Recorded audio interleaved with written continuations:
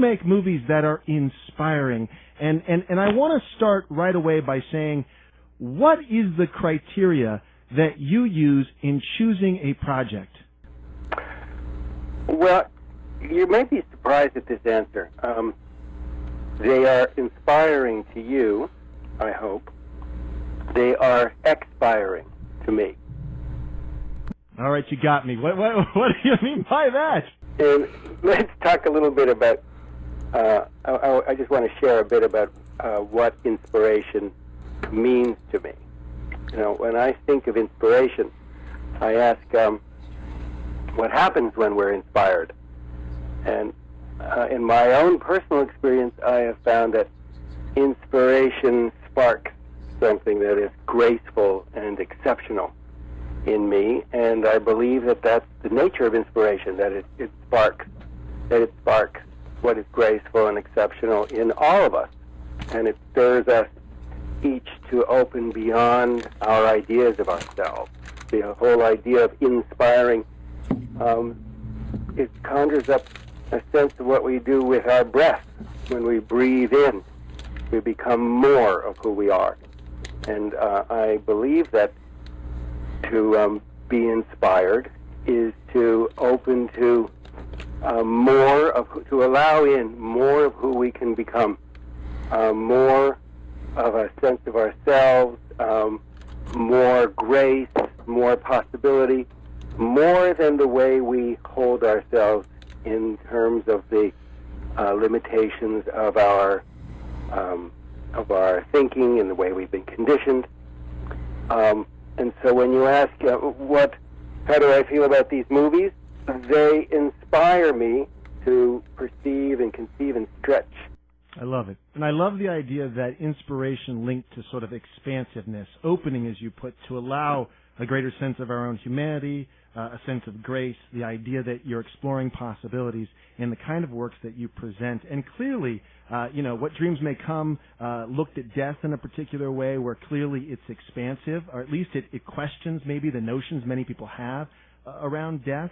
The Celestine Prophecy, kind of a very profound story of sort of trying to discover some deeper truths that may be locked even in our history as a species.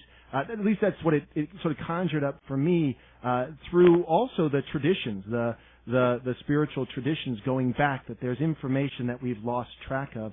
Was that your sense in choosing that film to produce? Absolutely. These are ideas that help me grow and explore and reassess how I feel about life and my basic assumptions about life. It challenges me in many ways, and it causes, I feel like I'm a work in progress in terms of how I experience the world and what I think of the world, and I hope that it had that impact on other people as well. But you're on a show that is for lifelong learners, and we try to be inspiring by the ideas that we bring up here. One of the things that you talk about, which really kind of grabbed me, because, frankly, I struggle with certain genres. Mm-hmm. Action movies I struggle with.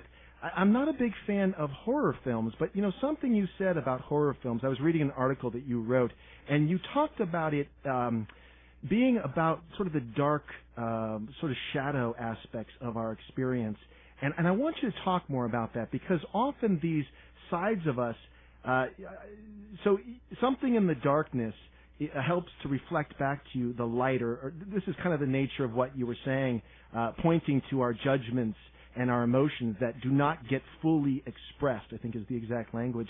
So I want to talk about that, because that's very interesting to me, and how you relate horror films and war films specifically to this sort of dark side of human nature, and why it's important to look at that. Well, I'm so glad you brought that up. We live in a feel-good society, and there are things that come up that are painful, and for the most part, we do our very best to push away from that and to suppress it and to deny it. And there are certain kinds of truths about each of us that we like to think that we are loving and beautiful people, and we are.